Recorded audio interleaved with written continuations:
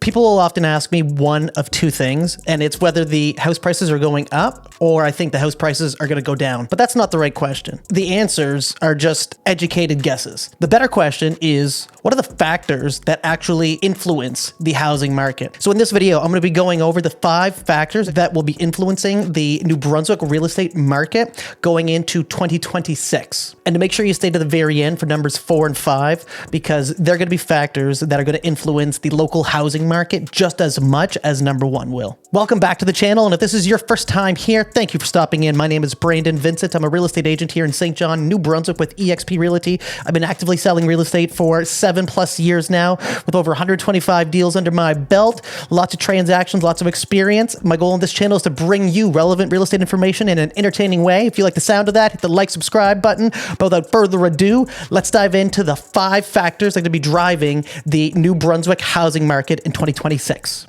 Number 1, mortgage rates. And this is one that a lot of people get wrong because most people think that the Bank of Canada controls your mortgage rate. That is not true. If you're on a 5-year fixed mortgage, then your rate is priced off of the Government of Canada's bond yields, especially the 5-year. So TD Bank wrote an amazing article called Why Fixed Mortgage Rates May Not Move When the Bank of Canada Does.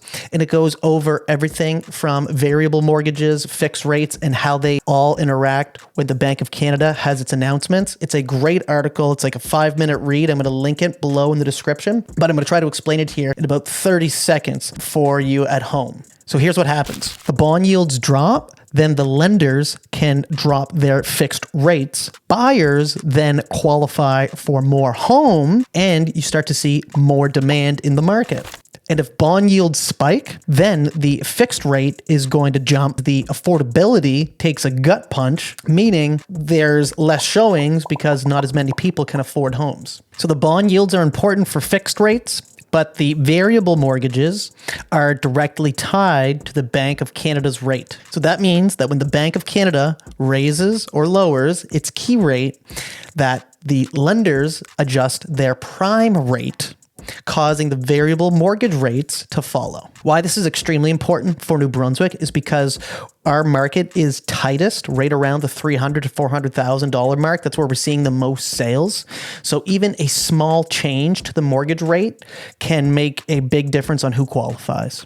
So at the time of filming this, on December 30th, 2025, the Bank of Canada's policy interest rate is 2.25%.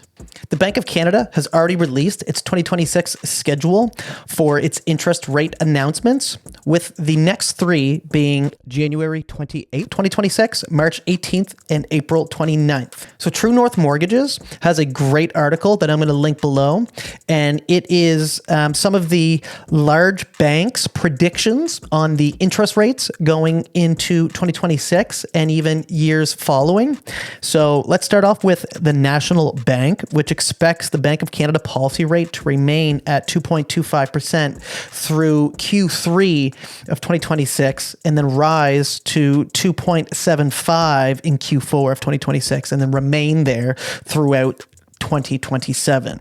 TD Economics expects the Bank of Canada to keep its policy rate at an average of 2.25% through to at least 2031. Scotiabank went a bit more in depth with their prediction, which they're now forecasting that the Bank of Canada will hold at 2.25% for the first few months of 2026, then raise to 2.75% by the end of 2026 and hold at that level until the end of 2027, while warning that tariff-related uncertainty may delay or reset this path. CIBC Economics predicts that the Bank of Canada policy rate will remain at 2.25% until the end of 2026, and RBC now expects the Bank of Canada to remain at 2.25 until the end of 2026 as well, with BMO Capital Markets having the forecast that the Bank of Canada will remain at that rate of 2.25% through 2026, with a hike possible in 2027. So it seems like there's an overwhelming consensus that the majority of the banks believe that the rates are going to stay very close to 2.25%, which can provide a little bit of certainty moving forward in the future. But we have to understand that these are predictions and modeling tools. These are not guarantees. And although that there's a large consensus of all the major banks, it does not guarantee that these are the decisions that the Bank of Canada is going to make. Number 2, inventory levels. Supply and demand. So if you want to know if it's a buyer's or a seller's market, stop debating the prices and start checking the inventory levels. Inventory tells you who has the power. Check the months of inventory because that's going to tell it all.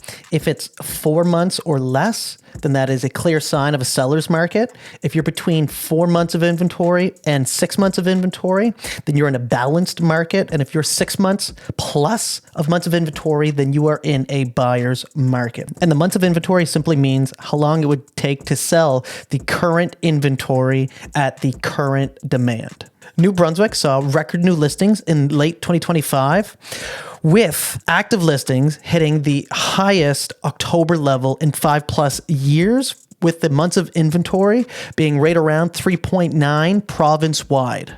Meaning, as a province in New Brunswick, we are getting close to a balanced market. However, you have to keep in mind that every city is going to have different markets because we don't operate as one whole market. There's different markets inside. Just like Canada is one large market, but then there's pockets of spots where prices are increasing and pockets of spot where prices are decreasing. So it's very similar here in New Brunswick, where in St. John, our months of inventory is currently 3.3 months for the month of November. Number 3, mortgage renewals. So the Bank of Canada has stated that about 6% of all outstanding mortgages in Canada will renew in 2025 or 2026. Based on the current market expectations and interest rates, approximately 60% of those mortgages in this group will see an increase in payments at renewals. Most of the mortgages expected to see an increase in payments at renewal are 5-year fixed mortgages that were originated or renewed during the pandemic during the record low interest rates. However, given the sharp decline in interest rates over the last year, the average expected increase will be smaller than what was expected for interest rates a year ago. So this is really important to keep in mind because it doesn't necessarily mean that there's going to be a whole bunch of people that are going to be selling their homes, but it does mean that there's going to be a whole bunch of people that have to make a decision on whether or not they're going to remortgage at a new interest rate or make a decision on whether they plan on selling, downsizing, or maybe even buying something larger, depending on what their situation is.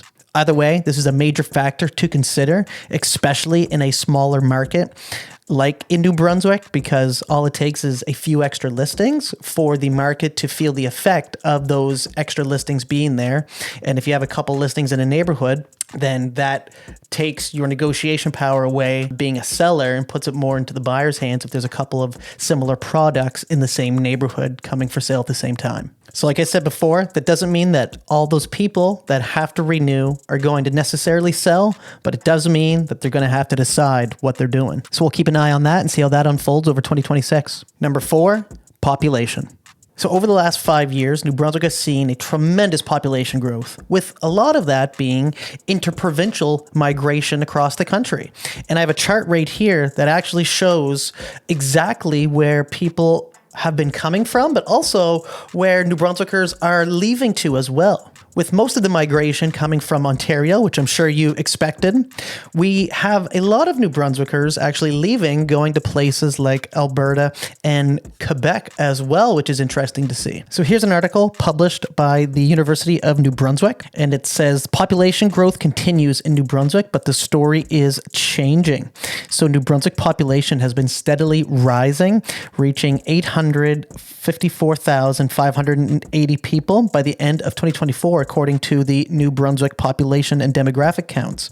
But behind this growth are some important shifts. For the first time in years, the number of study permit holders arriving in the province fell, down 23% in 2024. At the same time, the smaller communities saw a surge in newcomers, receiving twice as many non-citizens from other provinces compared to 2023. This suggests that affordability and lifestyle factors may be drawing more people outside the province's largest cities.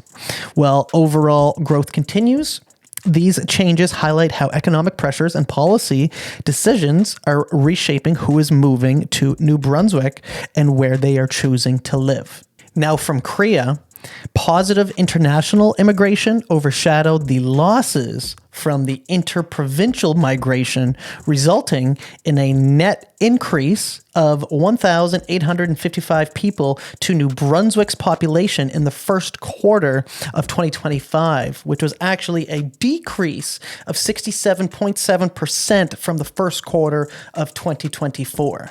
So we're going to keep our eye on the population rate here in New Brunswick throughout 2026 and see how that ends up affecting our home prices, because obviously with more people coming here, that increases the demand on our market. And if the supply is not keeping up, then you're just having a ever increasing demand. So let's see how this all plays out.